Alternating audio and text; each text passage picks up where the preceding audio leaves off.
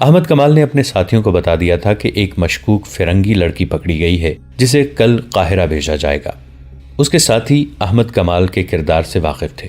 کوئی بھی ایسا شک نہیں کر سکتا تھا کہ اس نے لڑکی کو بدنیتی سے اپنے خیمے میں رکھا ہے۔ اس نے لڑکی کا گھوڑا دیکھا تو وہ حیران ہوا، کیونکہ گھوڑا اعلیٰ نسل کا تھا، اور جب اس نے زین دیکھی تو اس کے شکوک رفع ہو گئے۔ زین کے نیچے مصر کی فوج کا نشان تھا۔ یہ گھوڑا احمد کمال کی اپنی فوج کا تھا۔ حبشیوں نے آندھی کی وجہ سے تعاقب ترک کر دیا تھا۔ وہ واپس زندہ پہنچ گئے تھے۔ پیروہت نے فیصلہ دے دیا تھا کہ لڑکیاں آندھی میں ماری گئی ہوں گی، لہٰذا تعاقب میں کسی کو بھیجنا بیکار ہے۔ وقت بھی بہت گزر گیا تھا، لیکن رجب پر آفت نازل ہو رہی تھی۔ اس سے حبشی بار بار یہی سوال پوچھتے تھے کہ لڑکیاں کہاں ہیں، اور وہ قسمیں کھا کھا کر کہتا تھا کہ مجھے معلوم نہیں۔ حبشیوں نے اسے اذیتیں دینے شروع کر دیں۔ تلوار کی نوک سے اس کے جسم میں زخم کرتے اور اپنے سوال دہراتے تھے۔ حبشیوں نے اس کے ساتھیوں کو بھی درختوں کے ساتھ باندھ دیا اور ان کے ساتھ بھی یہی ظالمانہ سلوک کرنے لگے۔ رجب کو خدا اپنی قوم اور اپنے ملک سے غداری کی سزا دے رہا تھا۔ رات کو بھی اسے نہ کھولا گیا، اس کا جسم چھلنی ہو گیا تھا۔ احمد کمال کے خیمے میں لڑکی سوئی ہوئی تھی۔ وہ سورج غروب ہونے سے پہلے جاگی تھی۔ احمد کمال نے اسے کھانا کھلایا تھا۔ اس کے بعد وہ پھر سو گئی تھی۔ اس سے 2-3 قدم دور احمد کمال سویا ہوا تھا۔ رات گزرتی جا رہی تھی۔ خیمے میں دیا جل رہا تھا۔ اچانک لڑکی کی چیخ نکل گئی۔ احمد کمال کی آنکھ کھل گئی۔ لڑکی بیٹھ گئی تھی۔ اس کا جسم کانپ رہا تھا، چہرے پر گھبراہٹ تھی۔ احمد کمال اس کے قریب ہو گیا۔ لڑکی تیزی سے سرک کر اس کے ساتھ لگ گئی اور روتے ہوئے بولی، ان سے بچاؤ، وہ مجھے مگرمچھوں کے آگے پھینک رہے ہیں، وہ میرا سر کاٹنے لگے ہیں۔ کون؟ وہ بھدے حبشی، لڑکی نے ڈرے ہوئے لہجے میں کہا۔ وہ یہاں آئے تھے۔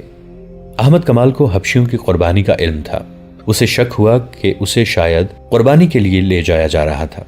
اس نے لڑکی سے پوچھا تو لڑکی نے بازو احمد کمال کے گلے میں ڈال دیے۔ کہنے لگی، مت پوچھو، میں خواب دیکھ رہی تھی۔ احمد کمال دیکھ رہا تھا کہ وہ تو بہت ہی ڈری ہوئی ہے۔ اس نے اسے تسلیاں دیں اور یقین دلایا کہ یہاں اسے اٹھانے کے لیے کوئی نہیں آئے گا۔ لڑکی نے کہا، میں سو نہیں سکوں گی، تم میرے ساتھ باتیں نہیں کر سکتے؟ میں اکیلی جاگ نہیں سکوں گی، میں پاگل ہو جاؤں گی۔ احمد کمال نے کہا، میں تمہارے ساتھ جاگتا رہوں گا۔ اس نے لڑکی کے سر پر ہاتھ پھیر کر کہا، جب تک تم میرے پاس ہو تمہیں ڈرنے کی ضرورت نہیں۔ اس نے اس پر عمل بھی کر کے دکھا دیا۔ لڑکی کے ساتھ اس نے حبشیوں کے متعلق یا اس کے متعلق کوئی بات کی نہ ہی پوچھی۔ اسے ترکی اور مصر کی باتیں سناتا رہا۔ لڑکی اس کے ساتھ لگی بیٹھی رہی۔ احمد کمال کا لب و لہجہ شگفتہ تھا۔ اس نے لڑکی کا خوف دور کر دیا اور لڑکی سو گئی۔ لڑکی کی آنکھ کھلی تو صبح طلوع ہو رہی تھی۔ اس نے دیکھا کہ احمد کمال نماز پڑھ رہا تھا۔ وہ اسے دیکھتی رہی۔ احمد کمال نے دعا کے لیے ہاتھ اٹھائے اور آنکھیں بند کر لیں۔ لڑکی اس کے چہرے پر نظریں جمائے بیٹھی رہی۔ احمد کمال فارغ ہوا تو لڑکی نے پوچھا، تم نے خدا سے کیا مانگا تھا؟ بدی کے مقابلے کی ہمت، احمد کمال نے جواب دیا۔ تم نے خدا سے کبھی سونا اور خوبصورت بیوی نہیں مانگی؟ یہ دونوں چیزیں خدا نے بغیر مانگے مجھے دے دی تھیں، احمد کمال نے کہا، لیکن ان پر میرا کوئی حق نہیں۔ یہ شاید خدا نے میرا امتحان لینا چاہا تھا۔ تمہیں یقین ہے کہ خدا نے تمہیں بدی کا مقابلہ کرنے کی ہمت دی ہے؟ تم نے دیکھا نہیں؟ احمد کمال نے جواب دیا، تمہارا سونا اور تمہارا حسن مجھے اپنی راہ سے ہٹا نہیں سکے۔ یہ میری کوشش اور اللہ کی دین ہے۔ کیا خدا گناہ معاف کر دیا کرتا ہے؟ لڑکی نے پوچھا۔ ہاں، ہمارا خدا گناہ معاف کر دیا کرتا ہے، احمد کمال نے جواب دیا، شرط یہ ہے کہ گناہ بار بار نہ کیا جائے۔ لڑکی نے سر جھکا لیا۔ احمد کمال نے جب اس کی سسکیاں سنی تو اس کا چہرہ اوپر اٹھایا۔ وہ رو رہی تھی۔ لڑکی نے احمد کمال کا ہاتھ پکڑ لیا اور اسے کئی بار چوما۔ احمد کمال نے اپنا ہاتھ کھینچ لیا۔ لڑکی نے کہا، آج ہم جدا ہو جائیں گے، تو مجھے قاہرہ بھیج دو گے، میں اب آزاد نہیں ہو سکوں گی۔ میرا دل مجبور کر رہا ہے کہ تمہیں بتا دوں کہ میں کون ہوں اور کہاں سے آئی ہوں، پھر تمہیں بتاؤں گی کہ میں اب کیا ہوں۔ ہماری روانگی کا وقت ہو گیا ہے، احمد کمال نے کہا، میں خود تمہارے ساتھ چلوں گا۔ میں اتنی نازک اور اتنی خطرناک ذمہ داری کسی اور کو نہیں سونپ سکتا۔ یہ نہیں سنو گے کہ میں کون ہوں اور کہاں سے آئی ہوں؟ اٹھو، احمد کمال نے کہا، یہ سننا میرا کام نہیں۔ وہ خیمے سے باہر نکل گیا۔ کچھ دیر بعد قاہرہ کی سمت 6 گھوڑے جا رہے تھے۔ ایک پر احمد کمال تھا، اس کے پیچھے دوسرے گھوڑے پر لڑکی تھی۔ اس کے پیچھے پہلو بپہلو 4 گھوڑے محافظوں کے تھے اور ان کے پیچھے ایک اونٹ جس پر سفر کا سامان، پانی اور خوراک وغیرہ تھی جا رہا تھا۔ قاہرہ تک کم و بیش 36 گھنٹوں کا سفر تھا۔ لڑکی نے 2 مرتبہ اپنا گھوڑا اس کے پہلو میں کر لیا اور دونوں مرتبہ احمد کمال نے اسے کہا کہ وہ اپنا گھوڑا اس کے اور محافظوں کے درمیان رکھے۔ اس کے سوا اس نے لڑکی کے ساتھ کوئی بات نہ کی۔ سورج غروب ہونے کے بعد احمد کمال نے قافلے کو روک لیا اور پڑاؤ کا حکم دیا۔ رات لڑکی کو احمد کمال نے اپنے خیمے میں سلایا۔ اس نے دیا جلتا رکھا۔ وہ گہری نیند سویا ہوا تھا۔ اس کی آنکھ کھل گئی۔ کسی نے اس کے ماتھے پر ہاتھ پھیرا تھا۔ اس نے لڑکی کو اپنے پاس بیٹھے دیکھا۔ لڑکی کا ہاتھ اس کے ماتھے پر تھا۔ احمد کمال تیزی سے اٹھ کر بیٹھ گیا۔ اس نے دیکھا کہ لڑکی کے آنسو بہ رہے تھے۔ اس نے احمد کمال کا ہاتھ اپنے دونوں ہاتھوں میں لے لیا اور اسے چوم کر بچوں کی طرح بلک بلک کر رونے لگی۔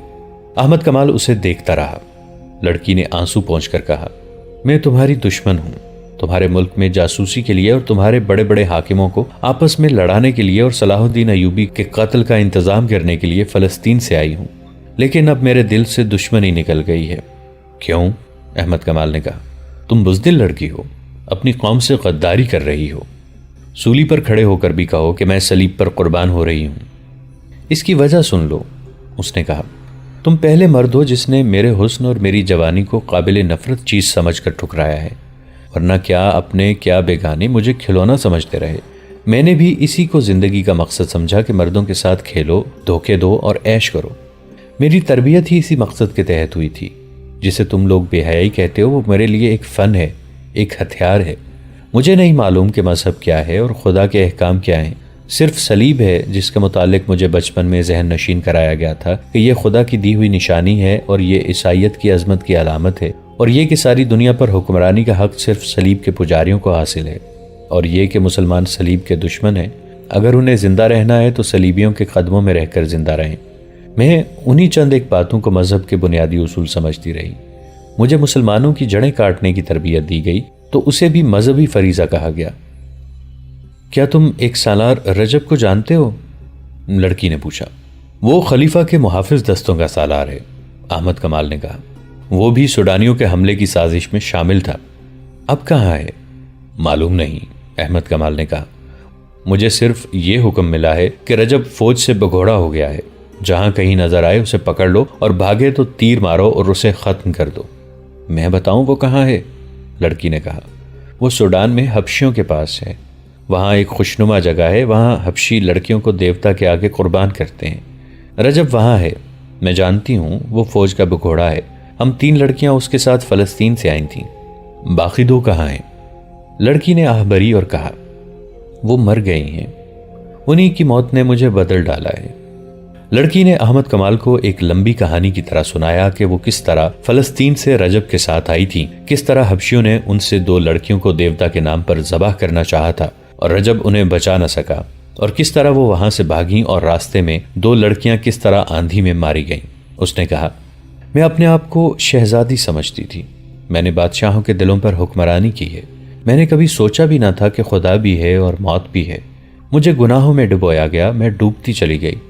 عجیب لذت تھی اس ڈوبنے میں، مگر مجھے وہ مگرمچھ دکھائی گئے جن کے آگے ذبح کی ہوئی لڑکیوں کے جسم پھینکے جاتے تھے۔ مگرمچھ پانی کے کنارے سوئے ہوئے تھے۔ ان کے بھدے اور مکروہ جسم دیکھ کر میں کانپ گئی۔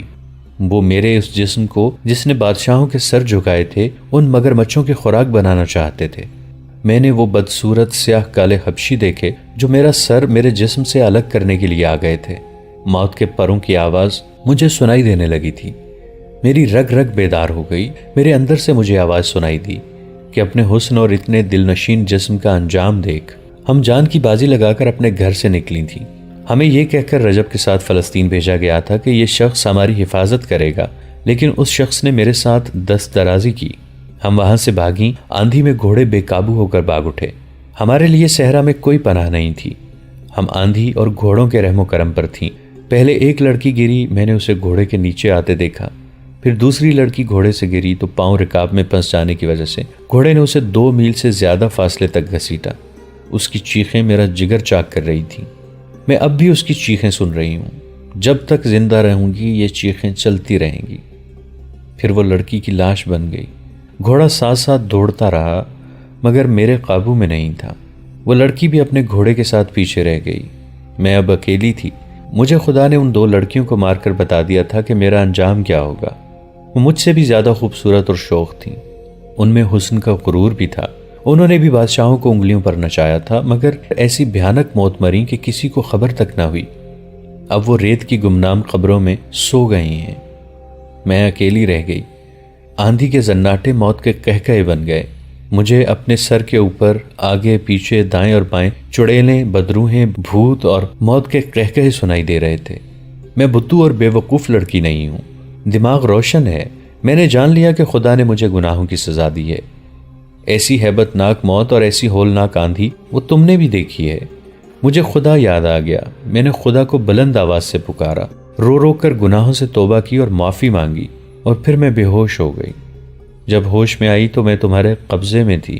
تمہاری گوری رنگت دیکھ کر میں خوش ہوئی کہ تم یورپی ہو اور میں فلسطین میں ہوں۔ اسی دھوکے میں نے اپنی زبان میں پوچھا تھا کہ کیا میں فلسطین میں ہوں۔ جب مجھے پتہ چلا کہ میں مسلمانوں کے قبضے میں ہوں تو میرا دل بیٹھ گیا۔ میں آندھی سے بچ کر اپنے دشمن کے قبضے میں آ گئی تھی۔ مسلمانوں کے متعلق مجھے بتایا گیا تھا کہ عورتوں کے ساتھ درندوں جیسا سلوک کرتے ہیں، لیکن تم نے میرے ساتھ وہ سلوک کیا جس کی مجھے توقع نہیں تھی۔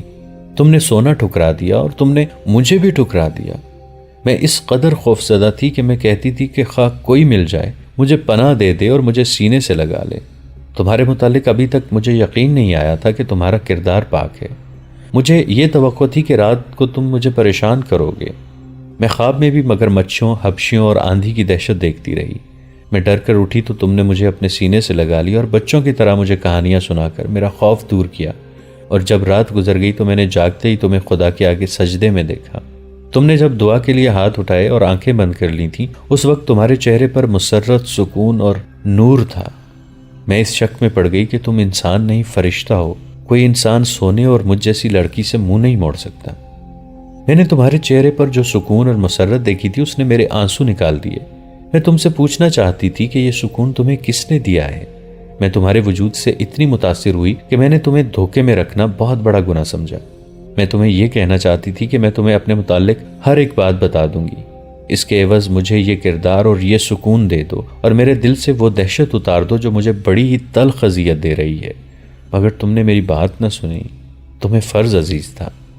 اس نے احمد کمال کے دونوں ہاتھ پکڑ لیے اور کہا، تم شاید اسے بھی دھوکہ سمجھو، لیکن میرے دل کی بات سن لو۔ میں تم سے جدا نہیں ہو سکوں گی۔